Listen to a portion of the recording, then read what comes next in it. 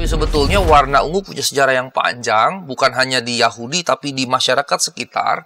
Karena untuk mendapatkan warna ungu cuma ada dua. Ada satu jenis tumbuhan yang sangat langka, atau dari kerang tertentu yang kemudian diambil cairannya diracik sedemikian rupa, kemudian setelah dia misalnya dipanasi, dihangatkan atau dimasak begitu sampai muncul warna ungu tadi, dan kemudian dicelupkanlah kain, sehingga kain ungu itu pasti mahal. Jadi seperti ejekan gitu. Mana mungkin sih udah mati bisa bangkit kembali? Hanya Yesus yang bisa seperti itu. Jadi ini seperti mau menyatakan kekuasaan Roma ini sebetulnya tidak permanen gitu. Ketika dia menarasikan Raja ke-8, sebagian penafsir justru menggambarkan ini kayak parodi semi ejekan bahwa tidak mungkin manusia bangkit kembali, karenanya ini pasti akan berakhir gitu.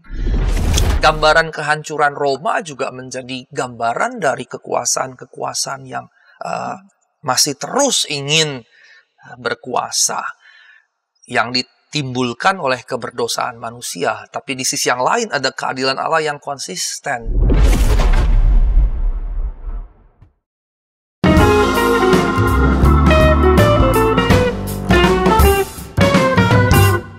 Sahabat YKB, Sobat Ngulik Alkitab, kita jumpa kembali dalam program Ngulik Alkitab. Kita hendak melanjutkan serial mengulik kitab Wahyu. Pada episode kali ini kita mengulik Wahyu pasal 17 ayat 1 sampai 18.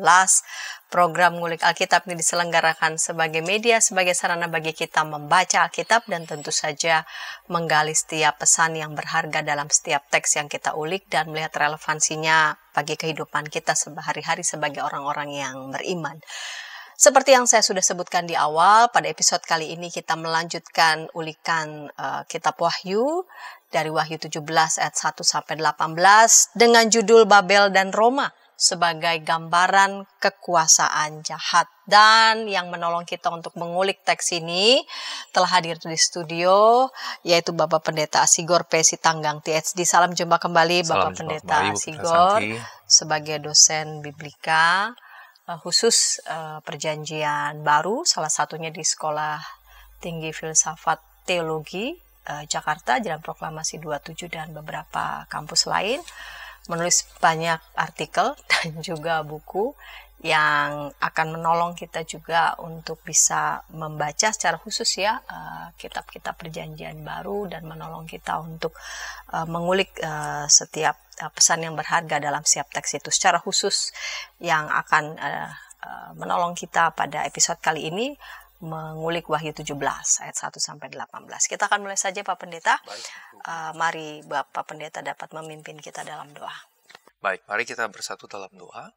Ya Allah, terima kasih kami boleh berkumpul, bertemu kembali secara online dalam acara Ngulik Alkitab ini, dan kami akan membahas lebih jauh kitab Wahyu, khususnya pasal 17. Kiranya Engkau memberkati kami sehingga kami dapat mengerti apa yang menjadi pesan melalui simbol-simbol yang begitu masif dalam kitab ini ya Tuhan.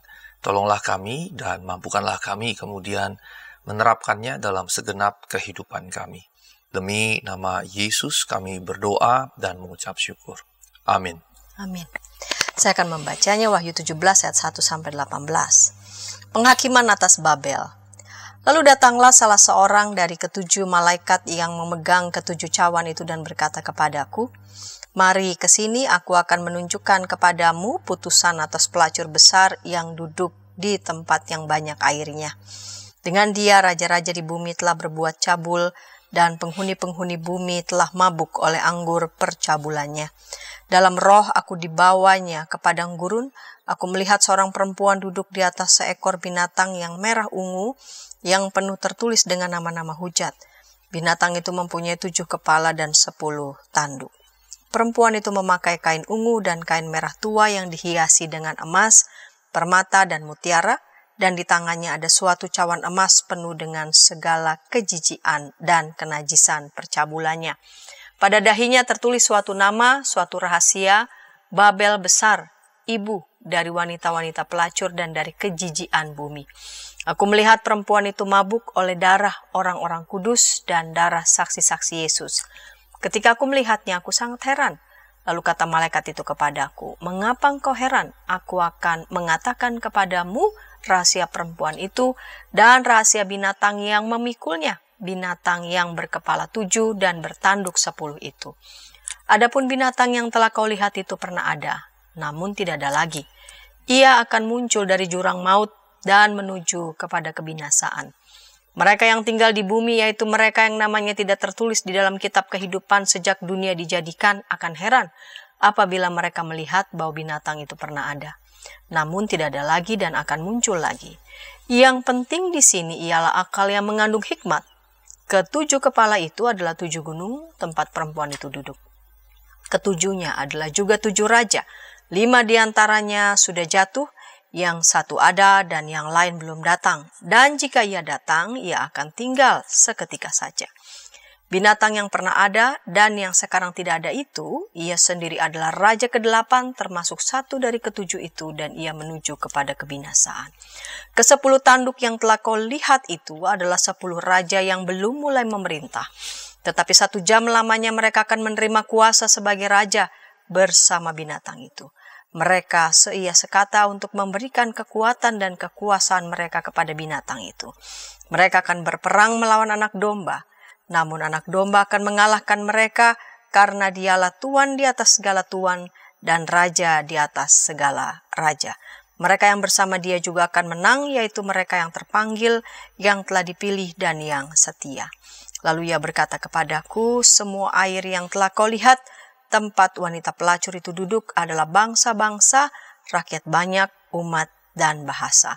Ke-10 tanduk yang telah kau lihat itu serta binatang itu akan membenci pelacur itu dan membuat dia menjadi sunyi dan telanjang. Mereka akan memakan dagingnya dan membakarnya dengan api. Sebab Allah telah menerangi hati mereka untuk melakukan kehendak-Nya dengan seia sekata, dan untuk memberikan pemerintahan mereka kepada binatang itu, sampai segala firman Allah telah digenapi. Perempuan yang telah kau lihat itu adalah kota besar yang memerintah atas raja-raja di bumi. Ya, Pak Pendeta, ini Wahyu pasal 17 ada 18 ayat, ya, cukup lumayan banyak.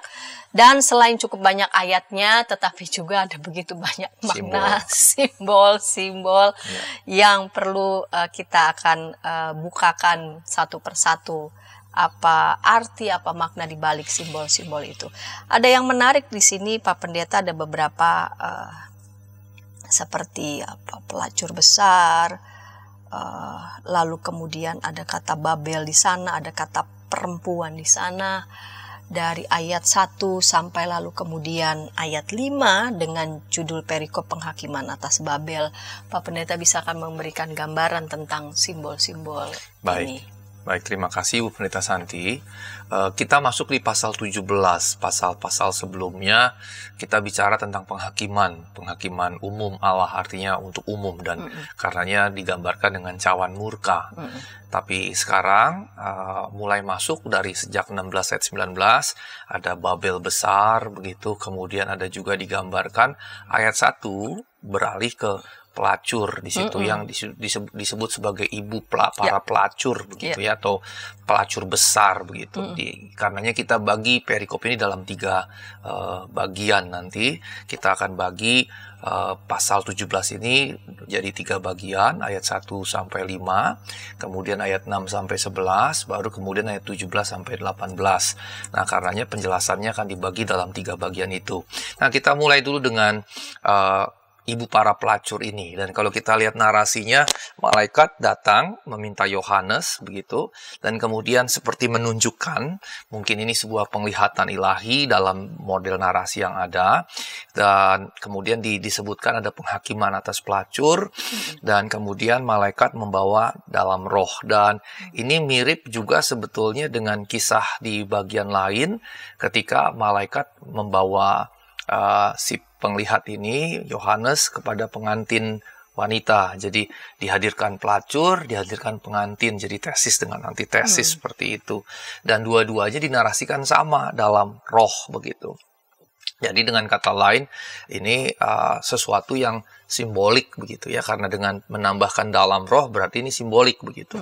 Nah, di sini kemudian digambarkan pelacur ini ya bisa disebut sebagai pelacur kelas atas. Karena apa? Karena dia berzinahnya dengan para pemimpin begitu ya, para raja dan seterusnya. Tapi di sisi yang lain di ayat 6 di bagian keduanya dia mabuk dengan darah orang-orang kudus begitu.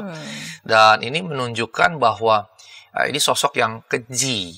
Pada satu sisi dia bermain mata dengan para penguasa, pada sisi yang lain dia menikmati darah orang-orang kudus, orang-orang Kristen maksudnya begitu ya.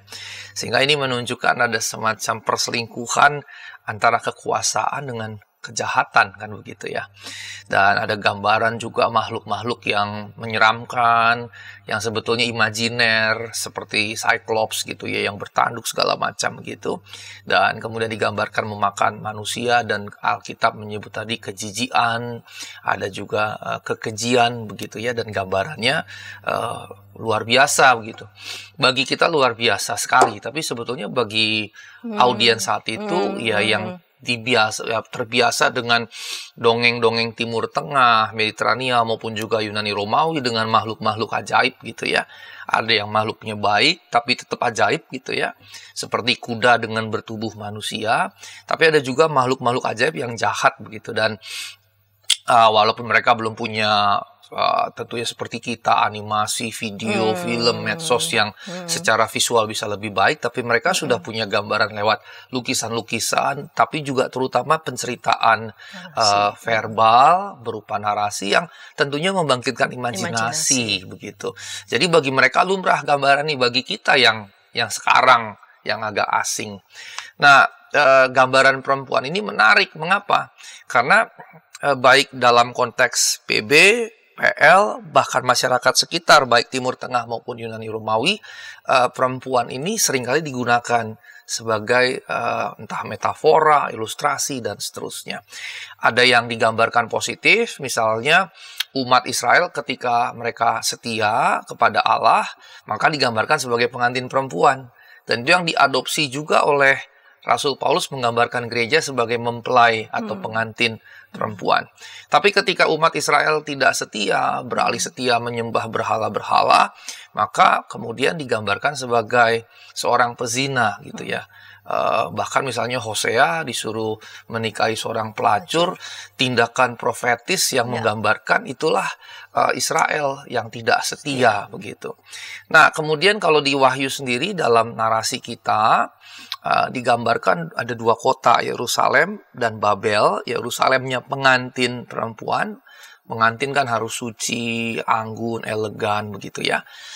Kemudian pelacur begitu. Jadi ini dikontraskan sedemikian. Nah, dalam contoh PL, pelacur bukan Israel, bukan Yehuda, bukan Yerusalem, tapi biasanya diatribusi kepada kekuasaan dunia yang jahat, kerajaan atau kekaisaran dunia yang jahat. Di PL itu misalnya Niniwe, Tirus begitu ya.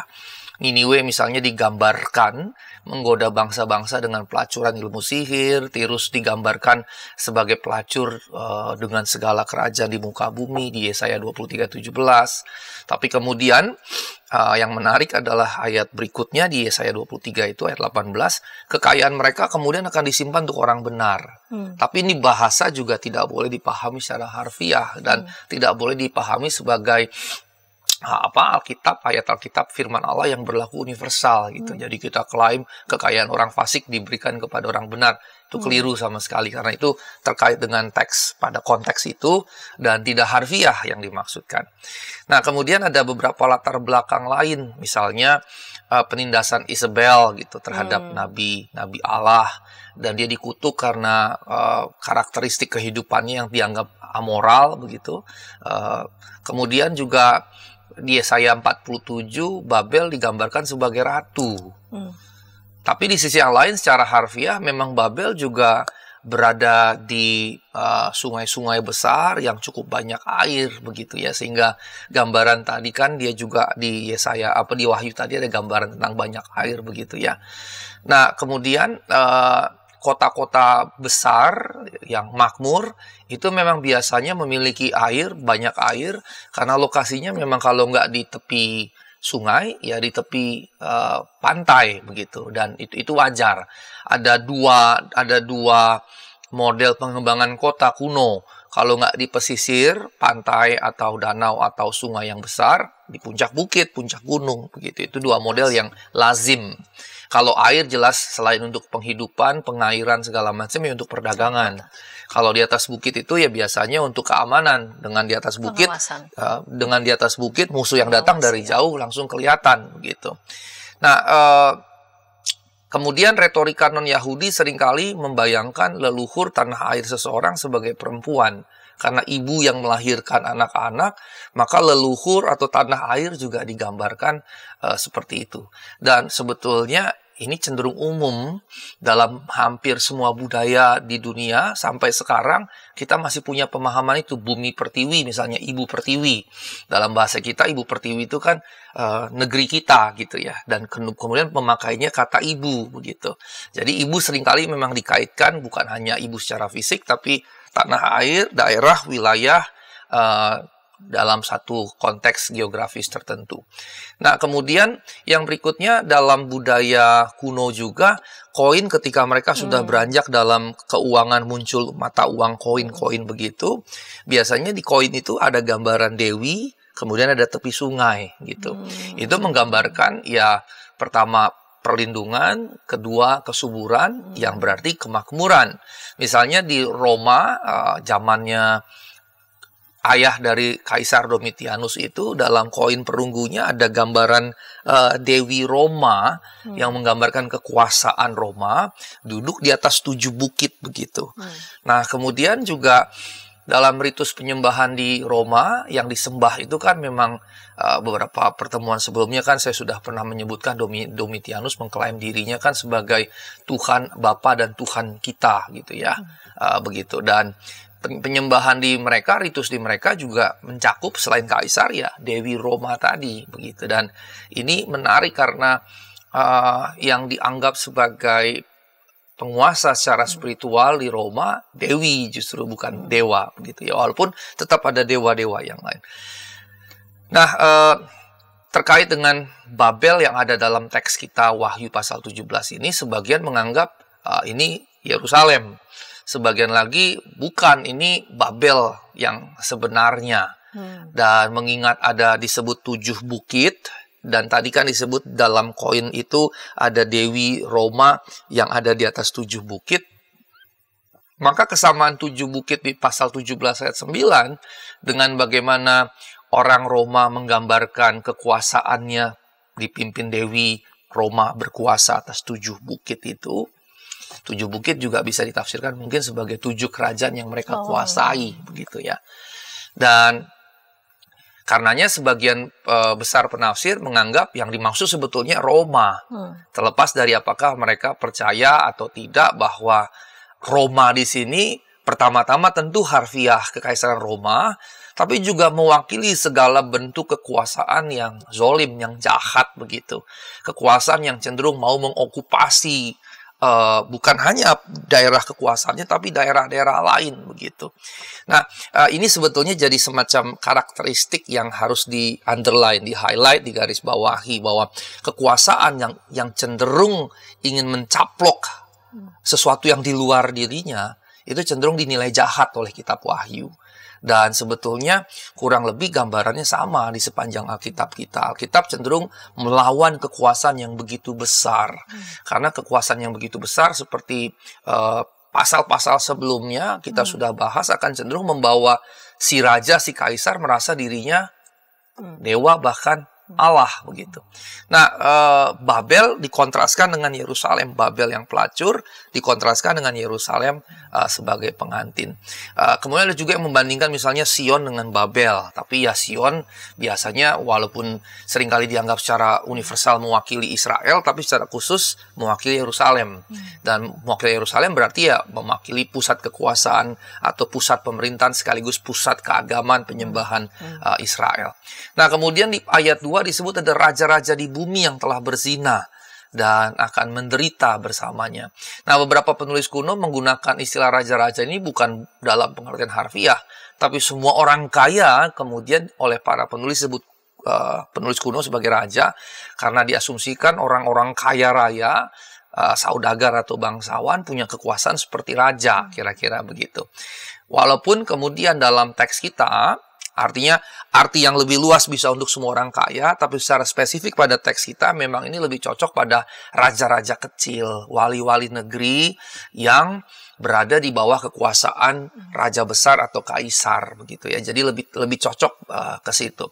Jadi Babel di sini bukan Babel era sebelumnya, karena Babel era sebelumnya sudah kalah. Kita ingat misalnya Alexander the Great, Alexander Agung, ketika dia mati dia punya beberapa belas jenderal, maka wilayah kekuasaan yang sangat luas itu dibagi-bagi. Mesir itu salah satu jenderalnya yang ambil alih, kemudian Babel diambil alih lagi oleh jenderalnya yang lain, Makedonia diambil oleh jenderalnya yang lain, sehingga dengan kata lain Babel sudah tidak lagi dalam gambaran seperti perjanjian lama. Karenanya Babel di sini, karena orang Israel pernah dibuang ke Babel, tentu gambaran Babel yang jahat itu terekam. Sehingga ketika penguasa yang berikutnya atau kekaisaran berikutnya adalah Roma, imagery dari Babel ini kemudian disematkan kepada Roma. Jadi Babel yang dimaksud dalam teks kita adalah Roma, pengaruh kekuasaan yang besar tapi jahat dan merusak. Dan kekuatan ekonominya dahsyat, kekuatan politiknya juga dahsyat, sehingga Roma juga berpotensi menyebarkan ideologinya, penyembahannya, tapi juga amoralitasnya. Dan pembaca Yohanes jelas paham betul yang dimaksud. Dan bahkan misalnya di salah satu buku kitab lah, tapi bukan kitab suci, Sibilin Oracle atau ramalan Sibilin itu dari Yahudi, mengeluhkan bagaimana pernikahan Roma itu dilakukan dalam keadaan kemabukan begitu ya. Dan kemudian digambarkan dengan rayuan-rayuan segala macam. Jadi pernikahannya saja sudah dianggap tidak elegan, tidak anggun, tidak kudus gitu ya dalam pemahaman Yahudi. Jadi bayangan orang Yahudi jelas sekali tentang Roma dengan segala kebusukannya. Nah, kemudian ada pernyataan duduk di atas ekor binatang merah tua. Merah tua itu scarlet. Scarlet itu sebetulnya ungu. Jadi ada dua istilah dalam bahasa Inggris, selain violet, scarlet, dua-duanya ungu. Hanya ada gradian-gradian memang. Saya pernah memaparkan makalah di STFT Jakarta, karena sebelumnya saya nulis tujuannya untuk presentasi, tapi kemudian saya nggak jadi ke luar negeri. Waktu itu ada konferensi Alkitab internasional. Saya menulis tentang warna ungu. Warna ungu dalam Alkitab, dan kemudian pengaruhnya, dan juga sampai perkembangan berikutnya. Kalau di kita kan ungu dianggap warna janda gitu, dan hari Pentakosta biasanya dikaitkan dengan warna ungu karena Roh Kudus digambarkan warna ungu. Tapi sebetulnya warna ungu punya sejarah yang panjang, bukan hanya di Yahudi tapi di masyarakat sekitar. Karena untuk mendapatkan warna ungu cuma ada dua, ada satu jenis tumbuhan yang sangat langka, atau dari kerang tertentu yang kemudian diambil cairannya diracik sedemikian rupa, kemudian setelah dia misalnya dipanasi, dihangatkan atau dimasak begitu sampai muncul warna ungu tadi, dan kemudian dicelupkanlah kain, sehingga kain ungu itu pasti mahal. Dan kain ungu hanya digunakan oleh dua tempat kalau bicara tempat. Pertama, kuil-kuil, termasuk Bait Allah Israel. Yang kedua, istana-istana kerajaan. Begitu. Hanya untuk dua tempat. Makanya penjual kain ungu itu pasti kaya raya. Nah, di Kisah Rasul kan ada Lydia, penjual kain ungu yang menjadi pendukung ekonomi pelayanan Paulus. Nah, ungu ini karenanya, kalau sekarang, barang mahal karena merek. Kalau dulu barang mahal karena pembuatnya. Begitu. Kalau sekarang kan merek beda, barangnya sama, bisa selisihnya jauh sekali. Padahal misalnya di Cina pernah mengekspos merek-merek yang sangat-sangat mahal itu, sebetulnya pabriknya di Cina materinya cuma $100-200. Ketika dijual bisa ribuan euro, ribuan dolar begitu. Nah, itu perbedaannya. Kalau di modern merek, kalau di sana materi pembuatnya. Dan menurut saya itu lebih bagus gitu. Itu lebih bagus. Nah, kemudian karenanya ungu pasti dikaitkan dengan kekayaan. Tapi yang belum tentu, karena di sini hanya sebatas kekayaan, bukan kemuliaan. Kalau di perjanjian lama ke Bait Allah jelas kemuliaan, keagungan. Di perjanjian baru kemudian ada dua, Yesus pun dikenakan kain ungu dalam salib Yesus. Roh Kudus juga dikasih gambar warna ungu. Jadi PB punya tambahan bobot nilai ungu kepada sengsara Kristus, Passio Christi, dan kepada Roh Kudus, karya Roh Kudus yang diam di antara kita. Kalau di PL, dia disematkan ke bait Allah, jadi selain kekayaan juga kekudusan itu. Tapi di sini, karena ini binatang yang di atasnya diduduki oleh si perempuan pelacur ini, maka ini menggambarkan kekayaan material yang justru jadi negatif, begitu. Gambaran di sini jadi negatif, dan ini menarik. Karena saya membahas makalah ini sepanjang PLPB, jadi ini salah satu semacam exception, pengecualian, exception begitu. Sementara gambaran-gambaran yang lainnya cenderung positif terkait warna ungu, agung, suci, kemudian terkait dengan ilahi, terkait dengan Kristus, dengan Roh Kudus. Khusus di sini malah dikaitkan dengan binatang yang dikendarai oleh perempuan pelacur tadi. Sehingga dengan kata lain, ini bicara tentang penguasa kaya raya, tapi kemudian zolim sekali, jahat sekali. Tapi kemudian yang menarik adalah bahwa ada gambaran misalnya Daniel 7:7, 20-24, kemudian yang memang sebetulnya wahyu banyak merujuk pada Daniel, angka 7-nya pun juga demikian, mengidentifikasi binatang dengan kerajaan jahat yang terakhir yang ditakdirkan dihancurkan oleh Allah sendiri. Nah, pakaian ungu merah tua ini menunjukkan kekayaannya, dan justru digambarkan tadi di ayat 4, emas, batu permata, mutiara, kemudian menggambarkan kekayaan-kekayaan yang dimiliki, tetapi dia tidak serta-merta kemudian mewakili kekayaan spiritual Allah, begitu, tetapi kekayaan duniawi yang kemudian malah disalahgunakan untuk menguasai baik kerajaan-kerajaan lain maupun kerajaan dirinya. Dan ini bicara tentang kerajaan dunia yang pondasinya memang betul-betul kekayaan materi, harta benda materi. Nah, kemudian digambarkan di dalam pasal 17 ayat 16 di situ ada gambaran tokoh yang tidak setia secara seksual gitu ya. Dan raja-raja ini kan berzinah dengan para pelacur yang menunjukkan mereka sosok-sosok yang tidak setia sama sekali begitu. Tidak setia. Dan kemudian di situ dijelaskan ada nama yang tertulis di dahinya, dan ini seperti juga dikontraskan dengan Wahyu 19 di mana di dahi orang percaya tertulis nama Yesus. Walaupun sekali lagi kita nggak boleh pahami secara harfiah dalam banyak khotbah akhir zaman, eskatologis, KKR itu dipahami secara harfiah. Dan itu keliru, itu bukan chip, bukan apapun. Sebab chip atau teknologi apapun sangat terikat pada zaman. Tahun 70, 80, katakanlah 90, chip masih wow gitu. Jangan-jangan benar. Tapi zaman sekarang chip udah ketinggalan zaman. Mengapa? Misalnya berbagai temuan Elon Musk dalam Neuralink-nya dia misalnya, itu sudah implan dalam desain beberapa universitas terkemuka di Eropa, bahkan nanobot sudah dalam pertimbangan mereka yang 2, 3, maksimal 5 dekade dari sekarang sudah bisa diinjeksi dalam tubuh. Artinya bahwa kalau kita menafsir itu sebagai bagian-bagian dari teknologi, maka setelah lewat sekian zaman, dia udah ketinggalan zaman. Karenanya tidak boleh kemudian dilekatkan pada oh ini chip, oh ini, karena nanti akan berkembang, akan ketinggalan zaman gitu. Nah, karenanya ini tidak dipahami secara harfiah, tapi lebih bicara apa? Ideologi sebetulnya. Ketika nama makhluk itu terpatri dalam dahi para pengikutnya, terus nama Yesus terpatri pada dahi para pengikutnya orang percaya, ini kan bicara ideologi sebetulnya. Apa yang menjadi ideologi dalam kepala kita begitu. Nah, karenanya ini yang mesti kita perhatikan. Jadi Yohanes dan para pembaca pasti tahu tradisi kuno bahwa Roma punya nama rahasia, dan ternyata Roma kalau dibaca terbalik jadi Amor. Dan Amor itu kan cinta. Ya, dan nampaknya di sini saya suka sekali di sini, saya juga baru ini permainan yang menarik ketika Yohanes bicara tentang cinta tapi lust gitu ya. Ternyata juga Roma dibalik bacanya Amor, dan ini pasti sudah jadi semacam guyonan umum yang berlaku pada saat itu, sehingga waktu disebut ibu para pelacur dikaitkan dengan Roma yang dibaca balik Amor. Orang saat itu tentunya, oh iya, ini ngomongnya tentang ini. Bahkan sebetulnya orang yang bukan Kristen pun ngerti yang dimaksud oleh teks ini.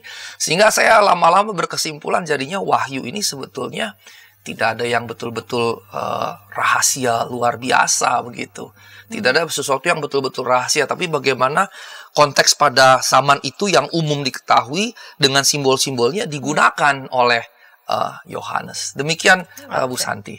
Baik Pak Pendeta. Itu bagian yang pertama. Kita akan melihat ayat selanjutnya yang tadi Pak Pendeta sudah mention dibagi menjadi 3 bagian. Kita akan lihat ulikan ayat selanjutnya 6-11 ya Pak Pendeta ya, di segmen kedua. Namun sebelumnya kita dengarkan pesan-pesan berikut ini. Shalom adik-adik. Hari ini Kepik berkeliling dari desa ke desa. Kepik pengen ke rumah Pak Tani. Coba, ada yang tahu nggak di rumah Pak Tani ada apa saja? Ayo coba tebak. Apa coba? Betul, ada sapi. Mo. Mereka sekarang rukun dan jalan bersama-sama pulang ke rumah Pak Tani. Kak Evelyn, tapi sebelum tidur aku mau dengar dongeng dulu. Katanya tadi sudah ngantuk. Pokoknya aku mau dengar dongeng dulu kakak. Jadi panggung nih. Kayak cerita ya, siap? Ayam buta hanya bisa mendengar suara orang berseru-seru sambil berlari. Lari, kebakaran. Sekarang kodok lumpuh itu bebas berada di atas punggung semua ayam. Kemanapun dia mau pergi, ayam-ayam siap membawanya dengan senang hati.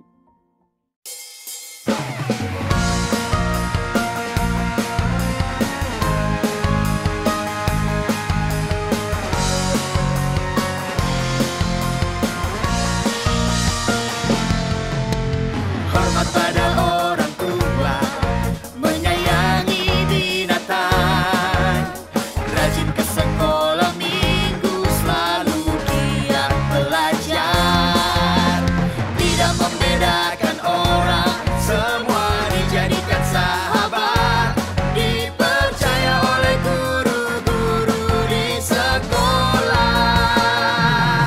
Kiki dan Gigi, sahabat yang baik, gembira menolong siapapun, membela yang lemah, menegur yang salah. Kiki dan Gigi, sahabat yang asyik. Hai kiddos. Inci, betul. Kodok lumpuh dan ayam buta. Kiddy time.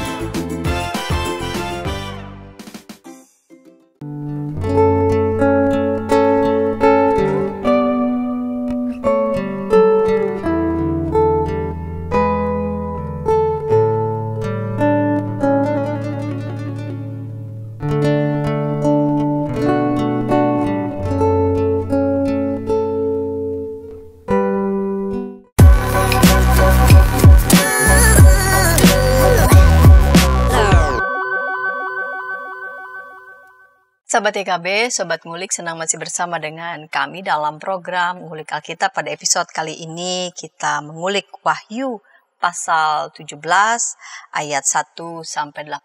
Kita memasuki segmen yang kedua. Baik Pak Pendeta, mari kita lanjut di ayat selanjutnya nih. Ayat 6 sampai ayat 11. Perempuan yang digambarkan pelacur besar, namun juga sekaligus dia menikmati nih darah orang-orang kudus, darah para martir. Ya, baik.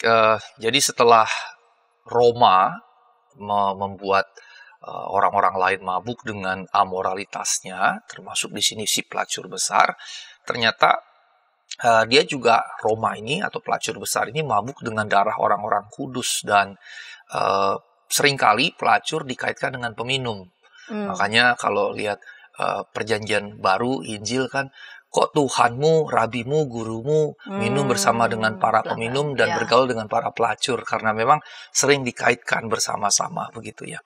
Namun mabuk dengan darah ini lebih keras. Mengapa? Karena di era sekitaran Yesus, sedikit sebelum Yesus sebetulnya, termasuk di zamannya Pontius Pilatus misalnya, ada orang-orang Yahudi yang kemudian ditangkap, kemudian darahnya dicampur dengan darah persembahan korban begitu.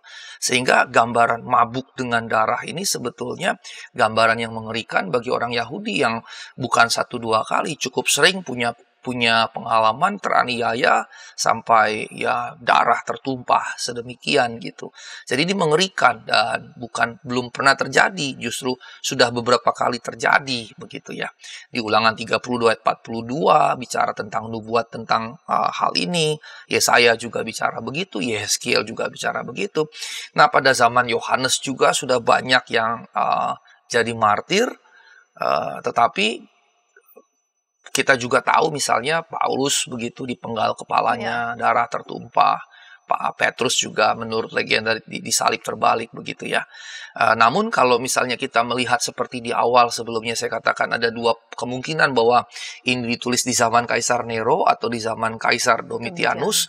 Di Nero memang terlalu banyak persekusi, kalau di Domitianus tidak sebanyak di bawah Nero. Tapi kemudian setelah berikutnya juga banyak martir yang mati karena Kristus dengan cara-cara penyiksaan yang luar biasa mengerikan. Dan salah seorang mahasiswa kami berapa tahun yang lalu, 5-7 tahun yang lalu sebelum COVID, ada yang menulis skripsi tentang cara-cara penyiksaan orang-orang kekaisaran Romawi. Dan saya terkagum dengan bagaimana kreatifnya mereka menemukan cara-cara untuk menyiksa orang-orang gitu. Macam-macam. Ada yang ditusuk dari bawah seperti sate, ada yang kakinya ditarik ke kiri, tangannya ditarik ke kanan sampai putus. Ada macam-macam cara dan kreativitasnya luar biasa. Kreativitas yang tentunya jahat dan mengerikan. Nah, kemudian karenanya mereka tahu sekali apa yang digambarkan di situ. Dan kemudian ketika misalnya malaikat dalam perikop kita ini menjelaskan misteri tentang perempuan dan kemudian ada binatang, binatang ini juga kemudian diidentifikasikan dengan Roma. Ya, perempuan itu digambarkan duduk di atas 7 gunung. Nah, tadi kan kita sudah mendapatkan penjelasan bahwa dalam satu koin misalnya ada Dewi Romawi begitu ya. Dewi Romawi yang kemudian digambarkan ada duduk di atas 7 bukit yang menggambarkan Roma. Sehingga dengan kata lain ini menggambarkan Roma. Yang kedua, pemimpin Babel. Ini bisa jadi sebetulnya kalau misalnya kemarin saya sempat membahas 666 misalnya ya, sedikit walaupun itu nanti di bagian berikutnya. Waktu saya merujuk itu bisa saja dia secara harfiah memang merujuk Nero, Kaisar Nero kalau di jumlah angka-angkanya menurut bilangan Ibrani yang jumlahnya akan 666 karena di pasal 13 yang dikatakan kalau kita berhikmat hitunglah bilangan binatang itu, orang itu gitu. Tetapi di sisi yang lain dia bisa saja semacam keberlanjutan dari karakteristik Nero ini begitu. Jadi pemimpin Babel berarti Nero yang baru, bukan bahwa dia berinkarnasi atau reinkarnasi, tapi dia menjadi sosok Nero berikutnya begitu. Dan kemudian kekaisaran ini memerintah atas raja-raja lain, dan pada zaman itu ya kekaisaran yang betul-betul punya kuasa memerintah atas kerajaan-kerajaan lain ya Yunani kemudian dilanjutkan Romawi begitu. Mesir sudah goyah. Kemudian Babel juga sudah lama goyah begitu. Inilah yang muncul begitu. Bahkan sebetulnya sudah sejak sekitar kalau hitung ke Yunani sudah dari abad ke-4 bahkan ke-5 sebelum Masehi sampai sekian abad setelah Masehi. Jadi ketika dikatakan pemimpin atas raja-raja di bumi nggak mungkin di luar Roma gitu, karena tidak ada kekuasaan yang melebihi Roma pada saat itu. Kemudian Babel ini sebetulnya gelar standar atau umum yang orang-orang Yahudi berikan kepada Roma. Jadi artinya dulu ada Babel, mereka dibuang pada zaman Yeremia terus Daniel, tapi kemudian Ezra Nehemia di era mereka kembali setelah 70 tahunan. Tetapi kemudian image Babel ini jadi raja yang keji, kerajaan yang keji, yang menindas segala macam. Ketika muncul Roma, maka Babelnya disematkan ke sini. Nah, begitu juga tadi Nero. Ini Nero yang dulu, ketika muncul lagi, dianggap Nero yang sama gitu. Dianggap seperti itu. Nah, karenanya Babel jadinya pada waktu itu sudah jelas merujuk pada Roma. Nah, Roma juga memang kemudian sekali lagi sesuai dengan poin yang gambaran tadi itu, 17 ayat 9, memang digambarkan dengan 7 bukit atau gunung. Dan literatur Latin atau literatur dari orang-orang Roma sendiri berbahasa Latin mengagungkan topografi Romawi yang luar biasa ini. Ada 7 bukit itu begitu. Yang menarik adalah angka 7-nya mirip dengan angka 7 yang menjadi simbolisme Yohanes dalam kitab Wahyu, yang biasanya 7 itu disematkan kepada Allah, 7 kaki Dian, 7 roh, pembahasan kita sebelum-sebelumnya. Tapi di sini justru 7 bukit justru merujuk pada Roma. Karenanya hati-hati dengan mencoba menafsir simbol-simbol, karena berarti tidak ada simbol yang absolut maknanya. Karenanya dia harus dilihat terkait dengan teks itu sendiri dan konteks dari teks itu, sehingga sangat mungkin berbeda gitu. Di Roma, maaf, di kitab Wahyu sebelumnya 7 kaki Dian, 7 roh itu jelas positif kepada Allah. Tapi 7 bukit, 7 gunung kepada Roma ini kan penguasa penindas. Jadi beda tempat maknanya. Perempuan itu duduk. Dan tempat itu perempuan duduk begitu. Dan mengerikan sekali, perempuan yang haus darah gitu. Jadi kan gambarannya kontras antara Allah, 7 kaki Dian, 7 roh, dibandingkan dengan 7 bukit yang di atasnya perempuan pelacur yang haus darah. Sama-sama menggunakan angka 7. Jadi hati-hati dengan angka 7. Jangan absolut dalam memahaminya.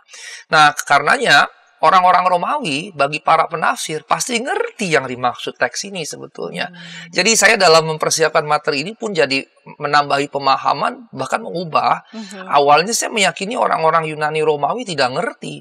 Tapi ternyata dalam perkembangan pembacaan saya, sebagiannya mengerti apa yang dimaksudkan, sehingga ini jadi sebetulnya kritik tajam, bukan kritik yang hidden gitu, sembunyi-sembunyi. Iya, hidden atau sembunyi-sembunyi supaya nggak kena ini, tapi justru ini bahkan seorang penafsir bilang ini subversif sebetulnya, karena menyebut si perempuan, kan gambarnya jelas di koin itu ada dewi atas bukit, tapi teks kita menganggap pelacur gitu. Sekarang bayangkan kalau dalam konteks kita modern kita berani berkata begitu kepada orang yang berbeda dengan kita bisa dikenakan pasal-pasal subversif dan lain-lain. Kalau kita berani berkata begitu kepada penguasa kita juga bisa kena begitu. Jadi di sini saya berubah. Saya mengalami perubahan pemahaman. Ini bukan kritik yang disampaikan secara sembunyi. Awalnya kalau kita kan biasanya dahulu kala, ini bicara tentang antikris, akhir zaman yang sangat eskatologis, apokaliptik. Tapi perlahan-lahan kita ngerti, ini bicara sebetulnya kritik terhadap kekaisaran Romawi, tapi hidden, sembunyi-sembunyi. Nggak direct gitu. Tapi justru sekarang saya malah bergeser lagi, ini direct ternyata. Kenapa? Karena gambaran itu tadi. Dewi Roma duduk di atas 7 bukit, yang disebut dalam Wahyu 17, pelacur besar. Yang haus darah, dengan juga 7 bukit atau 7 gunung gitu. Nah, kemudian ketika bergerak lebih jauh, selain melihat Roma, para penafsir juga memandang pelacur itu sebagai sistem dunia yang jahat. Yang karenanya apa? Tadi di awal saya sudah berikan semacam clue bahwa pertama-tama dia merujuk Roma secara harfiah, tapi kemudian dia bisa berlanjut.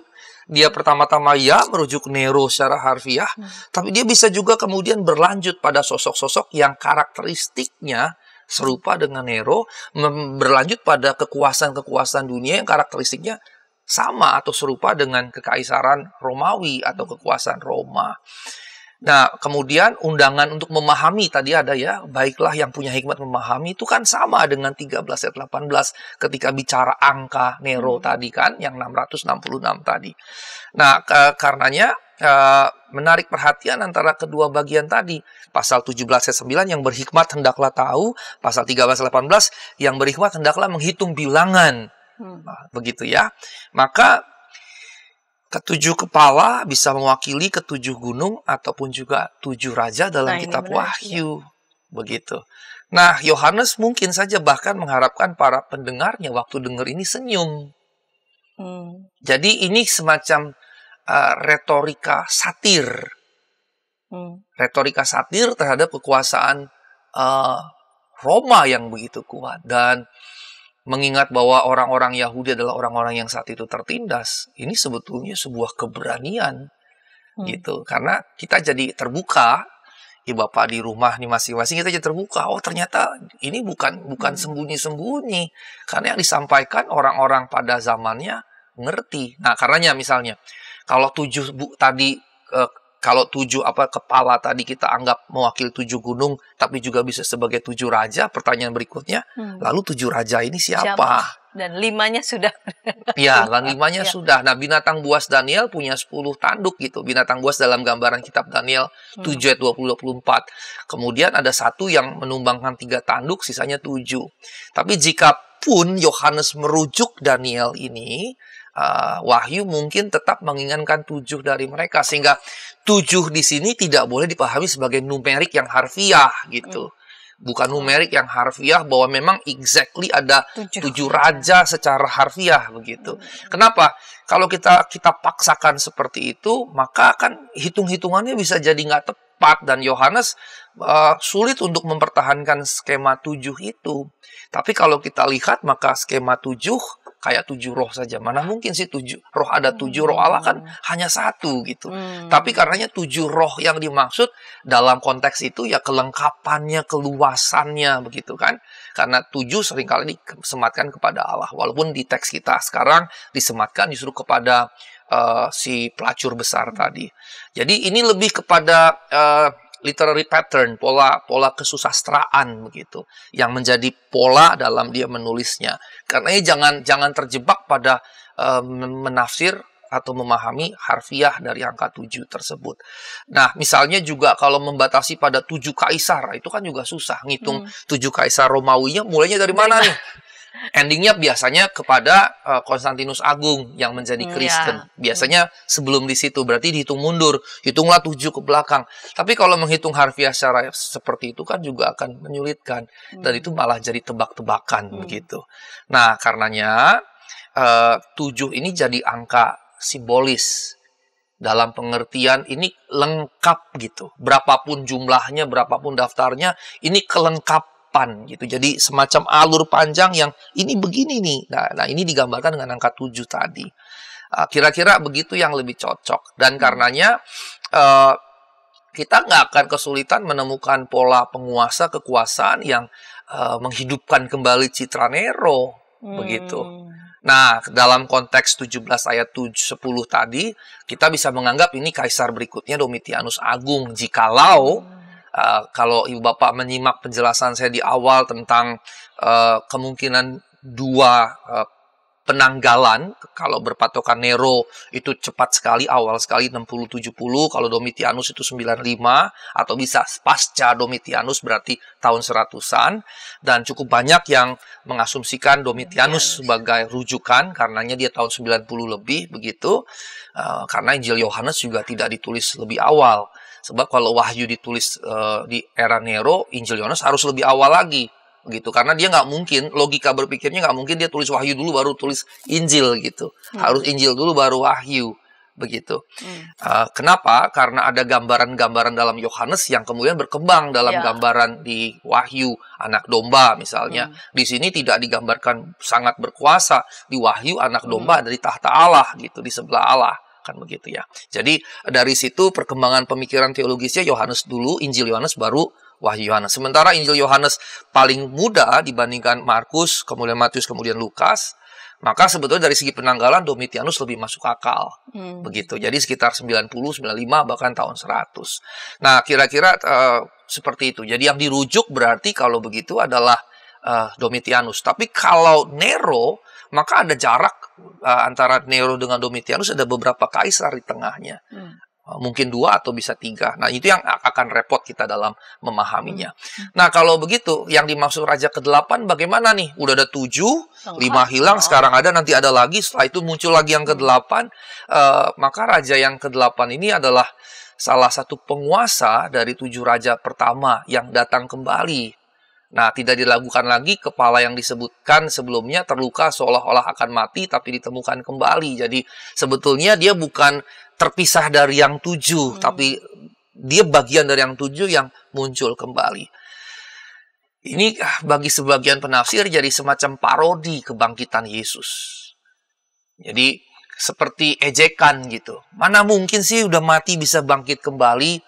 Hanya Yesus yang bisa seperti itu. Jadi ini seperti mau menyatakan kekuasaan Roma ini sebetulnya tidak permanen gitu. Ketika dia menarasikan Raja ke-8, sebagian penafsir justru menggambarkan ini kayak parodi semi ejekan bahwa tidak mungkin manusia bangkit kembali, karenanya ini pasti akan berakhir gitu.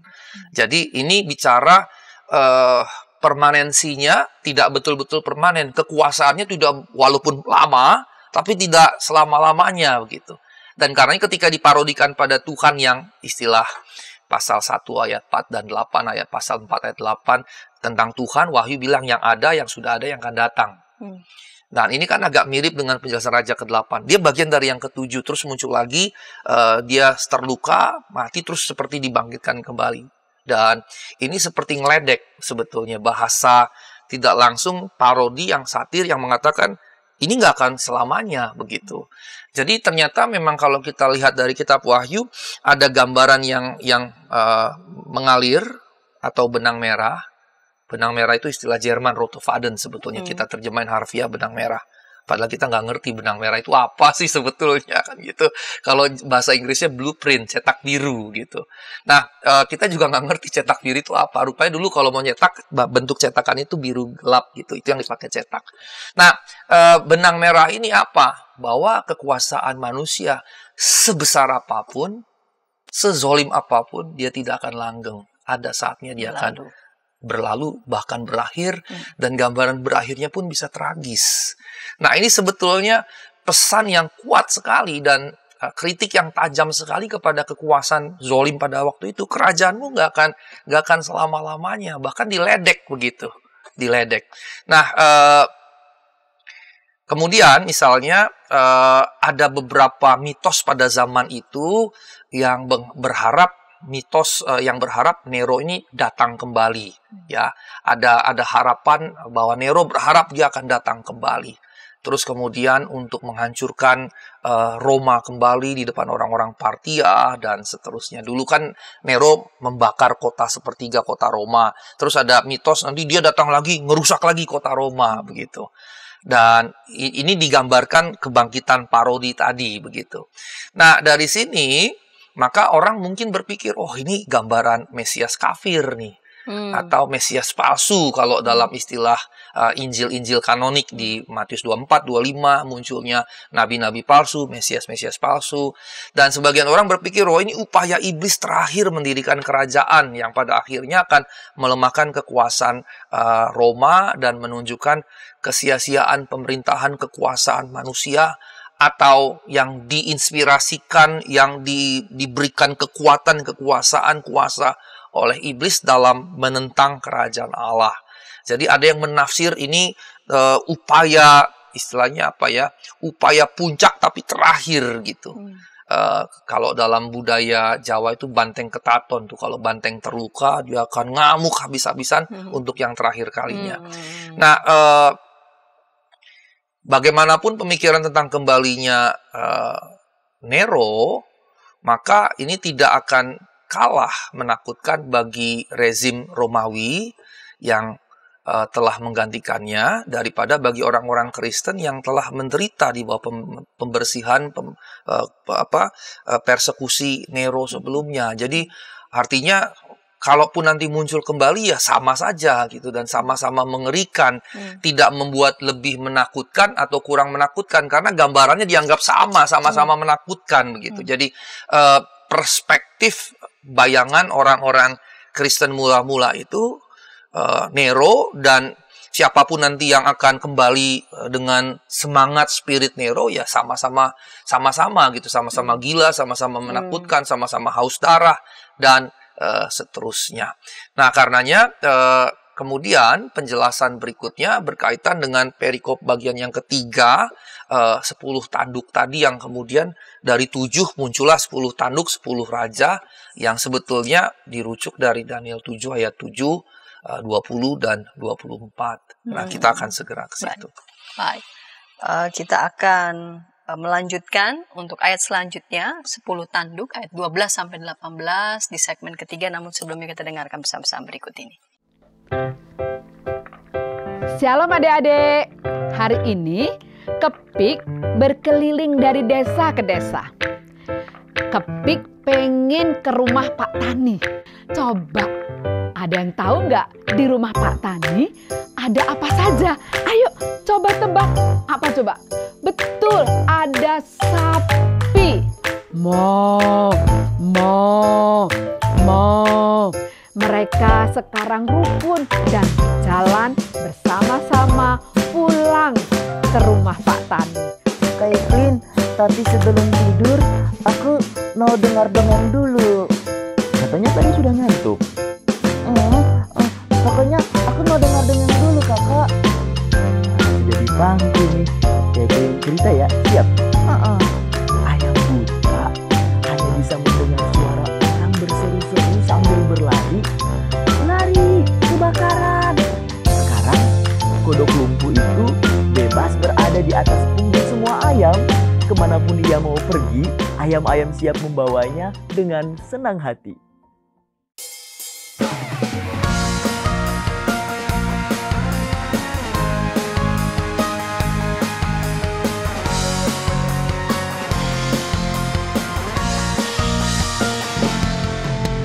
Hormat pada orang tua, menyayangi binatang, rajin ke sekolah minggu, selalu giat belajar, tidak membedakan orang, semua dijadikan sahabat, dipercaya oleh guru-guru di sekolah. Kiki dan Didi, sahabat yang baik, gembira menolong siapapun, membela yang lemah, menegur yang salah. Kiki dan Didi, sahabat yang asyik. Hai Kidos. Ku datang dan Inci, betul. Kodok lumpuh dan ayam buta Kidi Time.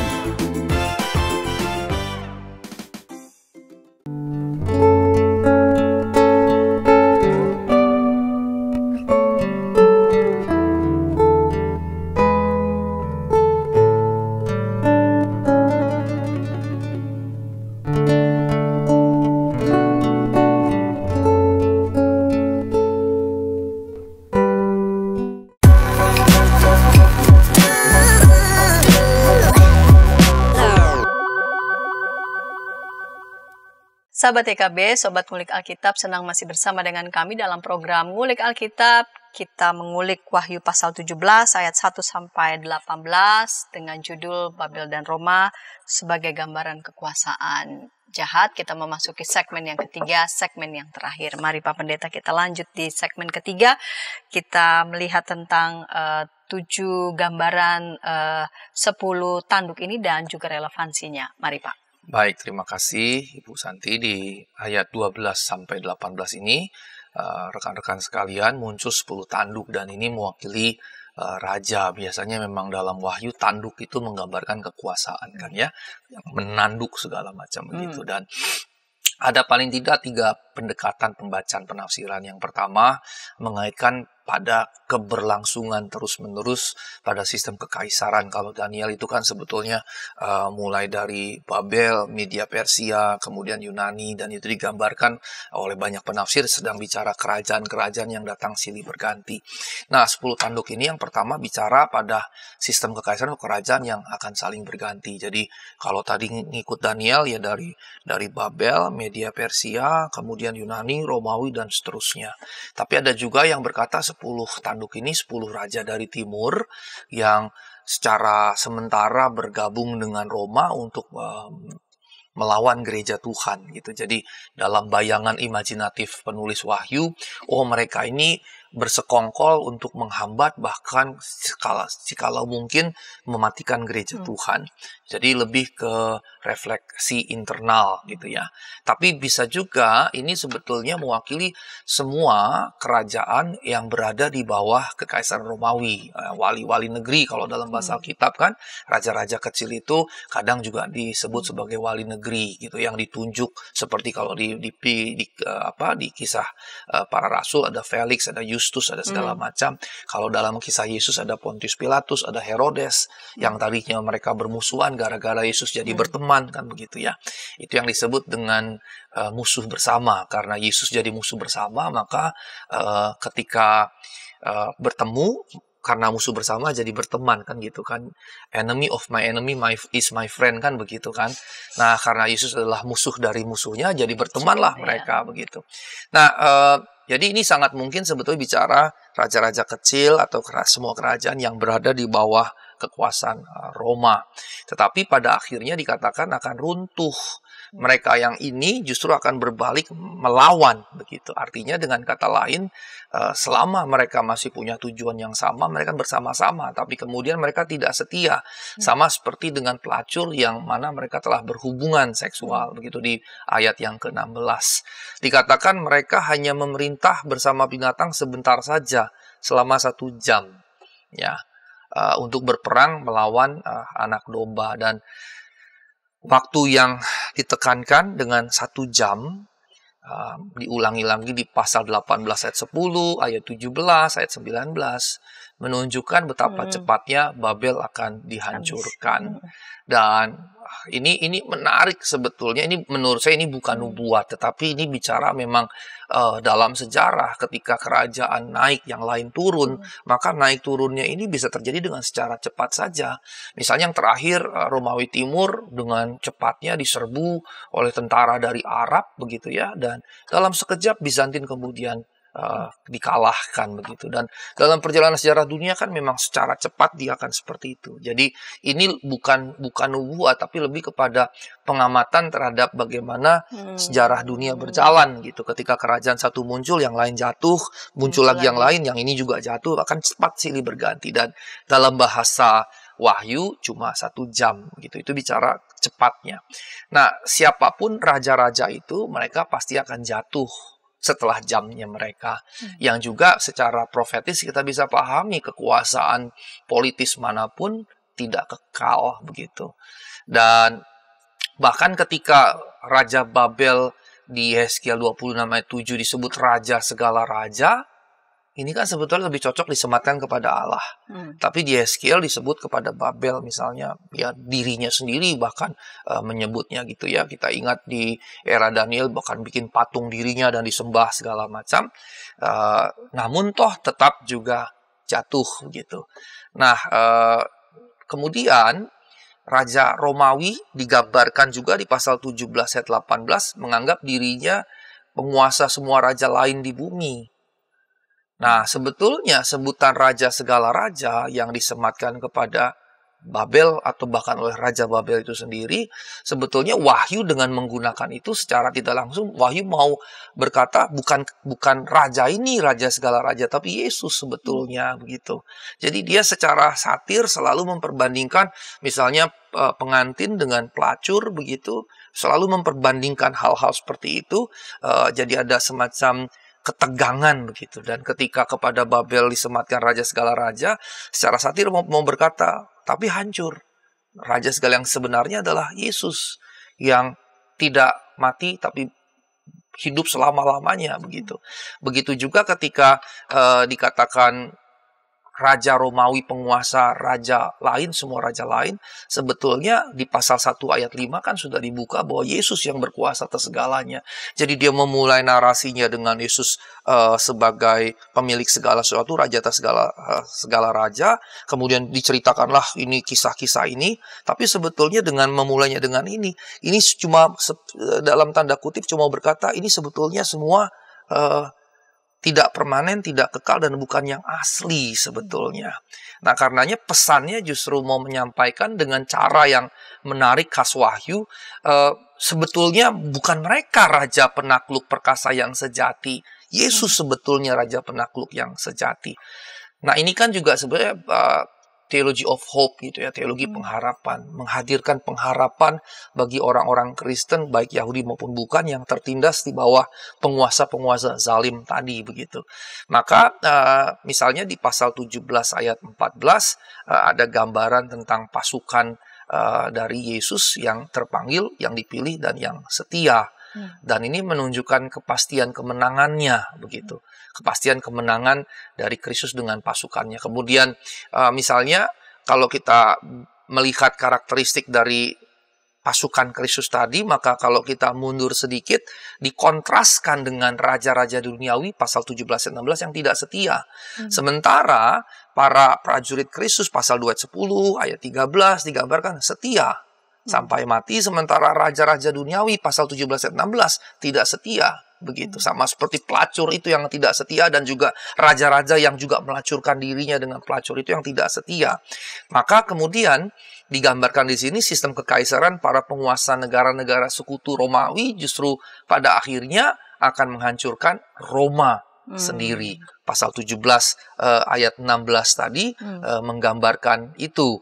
Di situ katakan, ke-10 tanduk yang telah kau lihat, binatang itu akan membenci pelacur, mereka akan membuat dia menjadi sunyi telanjang, mereka akan memakan dagingnya dan membakarnya dengan api. Jadi kalau 10 tanduk itu raja-raja kecil, kerajaan-kerajaan di bawah Roma, dan pelacur itu Roma, pada akhirnya mereka melawan Roma. Dan sebetulnya sekali lagi saya tidak melihat ini murni sebagai nubuat, tapi lebih sebagai sebuah pengamatan yang tajam, karena memang itulah politik gitu. Tidak ada teman abadi, tidak ada musuh abadi, yang ada adalah kepentingan abadi, kan begitu. Dan ternyata walaupun istilah ini muncul di era modern kita, tapi praksisnya kan dari masa ke masa memang begitu. Nggak akan ada teman abadi atau musuh abadi. Julius Caesar punya Brutus yang menikamnya. Yesus punya Yudas Iskariot yang juga menjualnya. Kan tidak ada teman abadi, tapi yang ada kepentingan abadi, kan begitu.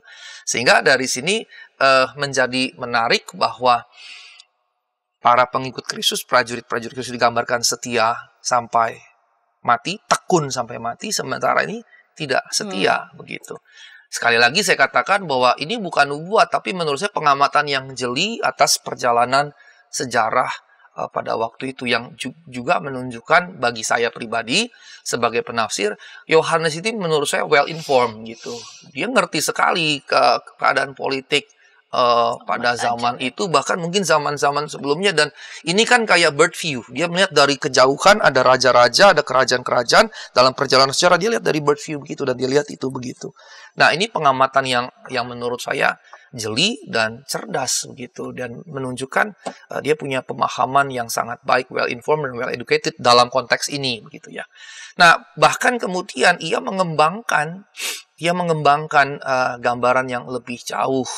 Kesetiaan dunia dijelaskan di sini kepentingan pribadi, karenanya sifatnya sementara, karena kepentingan tadi. Dan gambaran ini dibikin lebih jelas, pasal 18 ayat 17 membinasakan. Wah, ngeri sekali. 7 tanduk itu membinasakan si pelacur itu, bahkan memakan dagingnya. Ayat 8 di pasal 19 ayat 18, dia akan dibakar. Nah, penelanjangan pelacur dapat menyinggung cara seseorang dapat mempermalukan dirinya sendiri setelah minum terlalu banyak. Jadi kalau kita mabok gitu ya, terus bergaul dengan pelacur, kan kita akan mempermalukan bukan hanya pelacur itu, diri kita sendiri gitu. Jadi ini menunjukkan bagaimana bukan hanya si pelacur yang dipermalukan, tapi 10 kerajaan tadi gitu. Dan ini jelas sekali menggambarkan kekuasaan, kekaisaran yang mana semangat atau ruh di dalamnya jahat begitu. Nah, menelanjangi juga praktek standar sebelum seseorang dieksekusi, dicambuk. Makanya waktu Yesus ditangkap, mau disalibkan, dia ditelanjangi, jubahnya diambil segala macam gitu ya. Dan ini sebetulnya waktu si pelacur ini ditelanjangi segala macam, ini bicara hukuman kuno. hukuman kuno yang standar untuk ketidaksetiaan. Pada zaman itu kan hubungan seksual betul-betul harus suami dengan istri begitu. Kalau terutama kepada perempuan ya, kalau perempuannya tidak setia ya dia bisa dihukum mati. Dalam perjanjian lama bisa dirajam mati begitu. Sehingga ini sebetulnya menggambarkan hukuman standar kuno pada ketidaksetiaan itu. Pembakaran juga kalau kita nyerbu sebuah kota menaklukkannya dibakar. Makanya Yerusalem kan diserbu dan dibakar oleh Romawi. Dan karenanya ini menggambarkan nasib yang dialami oleh mereka, tapi kemudian juga bisa dipahami itulah gambaran nanti nasib dalam perspektif Wahyu antikristus nanti gitu. Bukan kalau beberapa waktu yang lalu saya menjelaskan fitur dan figur. Kalau semua ini masih dipahami sebagai fitur, baru nanti ada figur. Nah, artinya mau fitur yang muncul terus, Nero dan Nero yang berikutnya, Roma dan Roma berikutnya, ataupun nanti figur, sosok puncaknya, toh semuanya juga akan dihukum begitu. Tapi kita jangan terlalu fokus pada antikristus yang terakhir tadi, karena ini bicara kekuasaan secara menyeluruh, secara generik yang dikuasai oleh ruh yang sangat jahat, mengerikan, menindas dan segala macamnya, yang pasti pada waktunya, pada jamnya tadi itu, istilah Wahyu ada jamnya, pada jamnya akan diruntuhkan begitu. Nah, ini semacam ketegasan yang mau disampaikan oleh kitab Wahyu. Nah, yang perlu diperhatikan adalah bahwa sistem yang jahat pada akhirnya akan mendapati berujung pada akhir yang pantas begitu. Nah, pemerintahan Allah yang agung adalah fakta bahwa Allah berdaulat bahkan atas kejahatan mereka. Dan bahkan kemudian narasi ini 17 jelas sekali bahwa justru kejahatan mereka akan berbalik kepada mereka, menghakimi bahkan menghukum mereka sendiri. Dan sekali lagi saya melihat ini bukan sebagai nubuat tapi prinsip yang berlaku universal.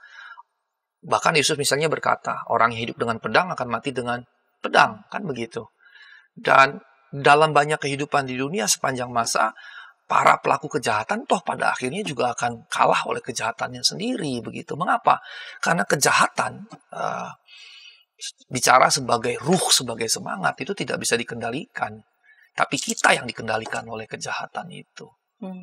Kita tidak akan bisa mengendalikan kejahatan dengan segala kekuasaannya. Tapi kita yang dikendalikan oleh kejahatan dengan kekuasaannya yang pada waktunya akan menghancurkan, menghanguskan kita. Ini pesan dari kitab Wahyu sebetulnya, dan ini jadi kuat sekali. Artinya pesan-pesan yang mau disampaikan kita sebagai orang percaya, kalau saya bawa sebagai refleksi, jangan masuk dalam kejahatan, karena kejahatan itu akan menghanguskan kita, akan menghancurkan kita. Dan itu bukan dalam pengertian keterlibatan Allah langsung sebetulnya. Allah menggunakannya bukan secara langsung. Kekuatan jahat itu akan menjadi hakim dan hukum atas orang-orang yang berlaku jahat. Konsekuensi itu tadi, bahwa kejahatan dengan kekuasaannya tidak bisa dikuasai. Sebaliknya, ia yang menguasai orang-orang yang berlaku jahat. Yang dalam bahasa Tuhan, secara positif tentunya, cintakan rumahmu menghanguskan aku secara positif, tapi juga kehausan akan kejahatan akan menghanguskan orang itu. Gitu. Nah, Allah karenanya menegaskan dalam kitab Wahyu ini, atau lebih tepatnya kitab Wahyu menegaskan bahwa Allah tetap berkuasa atas Roma dan atas musuhnya. Nah, saya katakan secara tidak langsung karena ini kan sebetulnya prinsip yang sifatnya kayak hukum universal gitu ya, yang dia akan berlaku seperti itu. Nah, pada waktunya nanti di pasal 11 ayat 15 dikatakan kerajaan dunia akan menjadi milik Allah yang tidak tertandingi. Tapi penghakimannya dalam sejarah manusia yang kalau dalam penjelasan saya dalam konteks tadi tidak langsung justru akan mengingatkan kita bahwa bahkan sekarang di balik layar Allah tetap menjadi Tuhan atas sejarah. Mengapa? Tidak pernah ada kerajaan kekuasaan yang jahat yang berlaku permanen. Pada satu waktu dia akan runtuh sendiri. Dan justru yang kita lihat dalam sepanjang perjalanan sejarah, kebaikan yang akan menang. Hanya persoalannya adalah seringkali kita inginnya cepat kan gitu. Padahal juga tidak begitu hukum yang berlaku begitu. Saya melihatnya menyebutnya sebagai hukum dalam bahasa melihat ini gitu ya. Jadi ini seperti hukum universal yang alamiah gitu. Bahasa lain bisa juga kita sebut sebagai kehendak Allah, firman Allah, tapi saya membacanya dengan pembacaan seperti itu. Nah, karenanya saya masuk pada pesan-pesan nih. Apa sih yang kita bisa dapat? Ya, simbolisme Roma yang pertama. Roma sudah runtuh. Roma yang asli, sama seperti Babel yang asli sudah runtuh, kemudian imagery Babel dikenakan ke Roma. Roma sudah lama runtuh, tapi imagery ini digunakan oleh Wahyu untuk hal-hal yang muncul serupa dengan itu berikutnya. Nah, karenanya gambaran kehancuran Roma juga menjadi gambaran dari kekuasaan-kekuasaan yang masih terus ingin berkuasa, yang ditimbulkan oleh keberdosaan manusia. Tapi di sisi yang lain ada keadilan Allah yang konsisten. Sehingga ada pola-pola yang sudah dikenal dalam tindakan-tindakan Allah dalam perjalanan sejarah global. Jacques Ellul misalnya berkata begini, pelacur besar itu Roma. Tapi untuk tentu momen sejarah yang diberikan. Tapi bukan dia sendiri. Pada kenyataannya jumlah dari semua yang ada merupakan pelacuran. Semua kekuasaan jahat itu adalah pelacuran. Pelacuran dalam tanda kutip. Karena memang pelacur tadi bukan harfiah yang dimaksud. Dan pelacuran ini melibatkan ketidaksetiaan terhadap perjanjian Allah. Begitu ya. Dengan sumber-sumber setan, tapi tidak dalam pengertian sosok gitu. Tapi lebih kepada karakteristik, sifat atau jiwa atau semangat-semangatnya. Karenanya di sini saya menyebutnya semangat Babel, semangat Roma. Dan Yohanes menyebut Roma sebagai Babel baru. Ini semangat. Dan kekuasaan yang jahat dalam bahasa Wahyu memiliki semangat Babel tadi. Atau dalam bahasa yang lebih baru, semangat Roma tadi. Nah, ini yang tidak boleh kita miliki. Nah, rekan-rekan sekalian, kemudian kalau kita lihat Wahyu 17 kemudian 18, sebetulnya karenanya kita bisa simpulkan bukan hanya Roma yang kemudian dilabeli kekaisaran yang jahat, tetapi segala bentuk kekuasaan yang melampaui kekuasaan yang seharusnya, yang kemudian menjadi pelaku-pelaku, pendorong-pendorong, bahkan menjadi pusat dari amoralitas tadi begitu. Jadi dia bukan hanya bicara Roma, tapi bicara ke depan juga segala bentuk kejahatan tersebut. Nah, karenanya kita harus hati-hati untuk mengaitkannya dengan kelompok tertentu karena kita bisa salah juga. Misalnya di awal-awal kemunculan Protestan kan kita Protestan menganggap itu Katolik Roma misalnya. Dan kita bersalah secara historis dalam konteks itu kan ya. Dan kita bersyukur sekarang kita tidak lagi mengatakan begitu. Dan relasi gereja-gereja Protestan dan Katolik Roma menjadi begitu erat. Bahkan banyak orang Protestan yang cukup mengagungkan figur Paus misalnya begitu ya.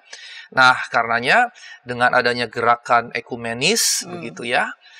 Karenanya kita tidak lagi melakukan itu, bukan hanya gereja-gereja Kristen Protestan terhadap Katolik Roma, tapi juga antar gereja Protestan lain tidak boleh lagi tuh klaim-klaim bahwa ini gereja nggak benar, ini gereja sesat, terus pada dirinya ini gereja saya yang paling benar, dan seterusnya. Yang kayak begitu harus kita hindari. Nah, yang kedua, Yohanes punya persoalan dengan bahasa-bahasa yang disampaikan. Bukan dengan Yohanes sendiri, tapi dengan kita. Mengapa?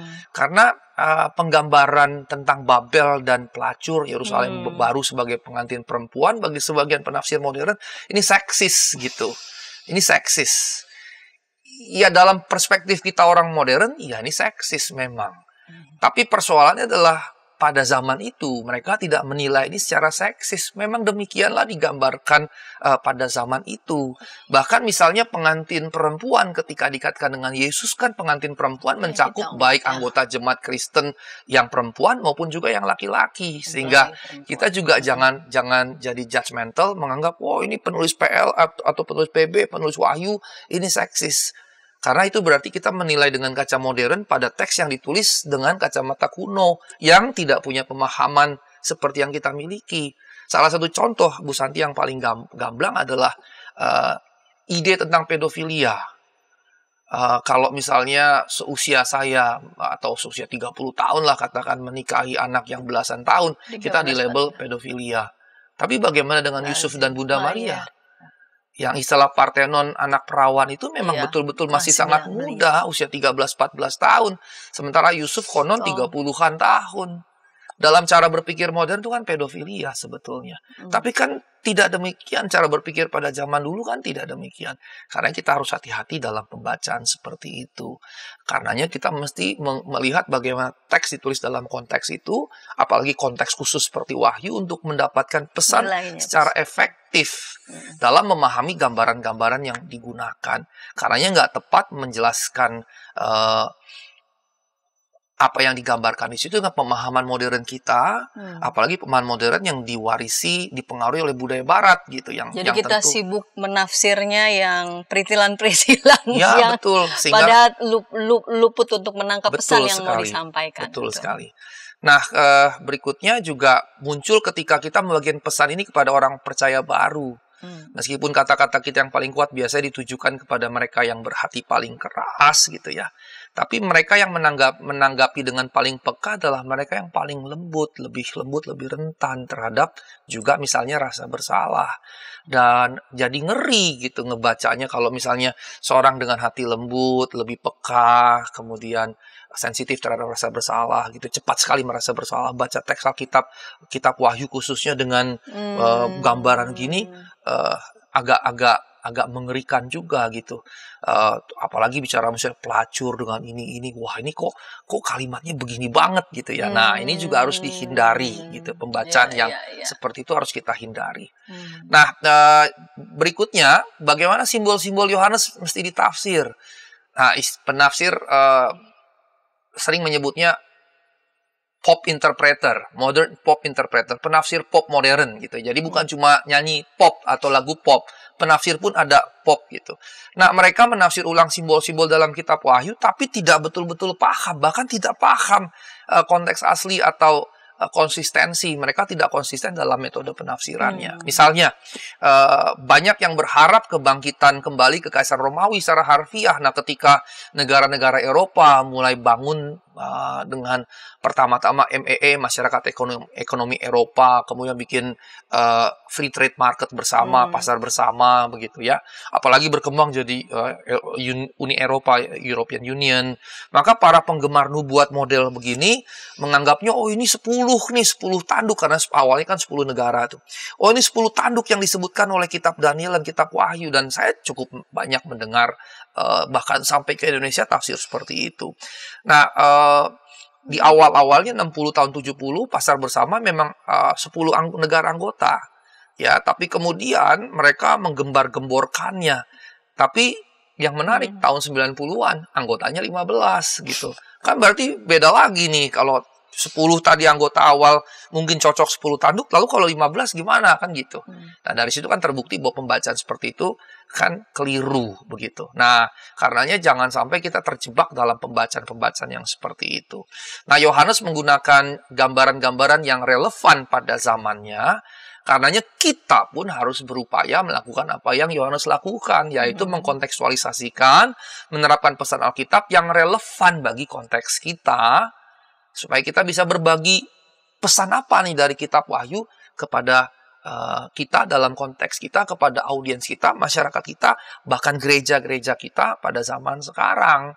Nah, berarti sebagai penutup kita bisa katakan pelacur tadi bukan pelacur secara harfiah. Pelacur tadi menggambarkan Roma dengan 7 bukit, 7 gunung yang menggambarkan wilayah kekuasaannya yang memang ingin mencaplok sana-sini.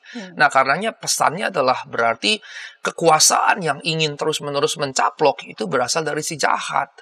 Dan ini sebetulnya aplikatif terhadap berbagai macam bentuk kekuasaan. Gerejawi maupun non-gerejawi. Kalau dalam konteks gerejawi kita inginnya semua orang ngikut semua ke kita, hati-hati gitu. Kalau dalam gereja kita semangatnya kita ingin jadi gereja yang besar, mega church, harus hati-hati juga gitu. Begitu juga dalam dunia bisnis, kalau perusahaan kita maunya mencaplok sana-sini, wah hati-hati. Berarti semangat kekuasaan itu jahat, Nah, dalam segi kekuasaan negara juga harus hati-hati.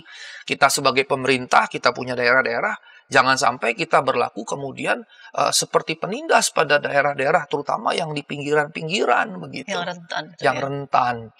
Saya mendengar sebagai contoh, saya tidak ingin menjadi politis, tapi saya mendengar misalnya dari mahasiswa saya terkait teman-teman di Papua misalnya, pemekaran itu. Ternyata tidak semua menyukai pemekaran itu. Karena bisa dianggap sebagai upaya memisah-misah begitu. Sementara mereka memahami dengan beragam subsuku. Saya lebih suka menyebut subsuku ya, karena kesamaannya sangat banyak. Noken misalnya, itu kan berlaku di hampir semua daerah Papua. Dan ini menunjukkan mereka walaupun beragam subsuku dan bahasa, tetap memahami sebagai satu kesatuan besar. Nah, ketika dimekarkan, bisa aja dipahami sebagai upaya untuk kemudian memisah-misahkan mereka begitu. Nah, hal-hal yang seperti ini tidak boleh sekedar dipertimbangkan dengan simple, sederhana, tapi harus betul-betul diperhatikan. Kalau gitu caranya bagaimana?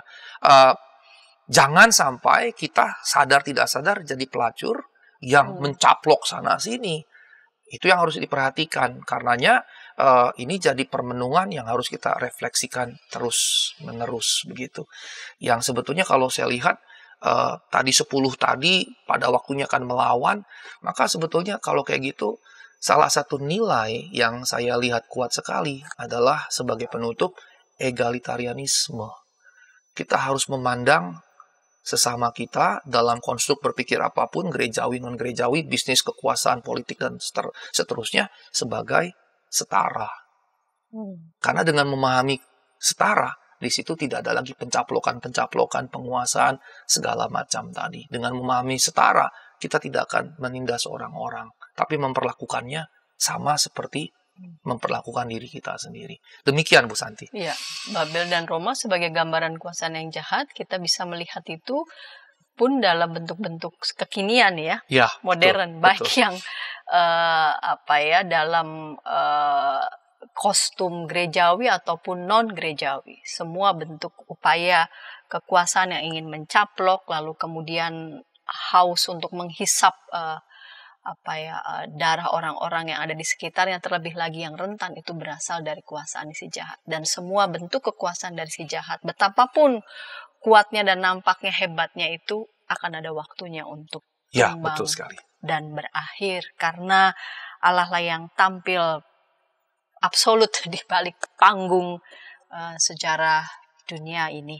Baik Pak Pendeta, terima kasih untuk kesediaan mengulik Wahyu pasal 17 ayat 1 sampai 18 yang luas dan detail ini, dan menolong kita, dan ketika tayangan ini boleh memberkati sahabat-sahabat dapat memberikannya kepada sebanyak mungkin orang, dan dapat menekan tombol like maupun subscribe sehingga boleh mendapatkan update dari tayangan YKB TV. Kita akan mengakhiri episode kali ini dalam doa. Mari Pak Pendeta memimpin kita dalam doa. Baik, mari kita bersatu dalam doa. Ya Allah, setelah percakapan yang cukup panjang mengulik Alkitab, khususnya bagian ini pasal 17 ayat 1 sampai 18, kami menemukan betapa kekuasaan jahat itu menggoda, seperti pelacur yang menggoda. Dan kalau kami tidak mampu mengalahkannya, kami akan dikuasai oleh kekuasaan jahat tadi, dan kami akan kemudian ditaklukkan, bahkan dihanguskannya. Karenanya, dalam konteks kami masing-masing, baik skala mikro maupun makro, tolonglah kami agar kiranya cinta ilahi yang menguasai, bahkan menghanguskan kami, seperti Yesus. Dan bukan kekuasaan yang jahat yang menguasai dan menghanguskan kami. Demi Yesus Kristus Tuhan kami berdoa dan memohon. Amin. Amin.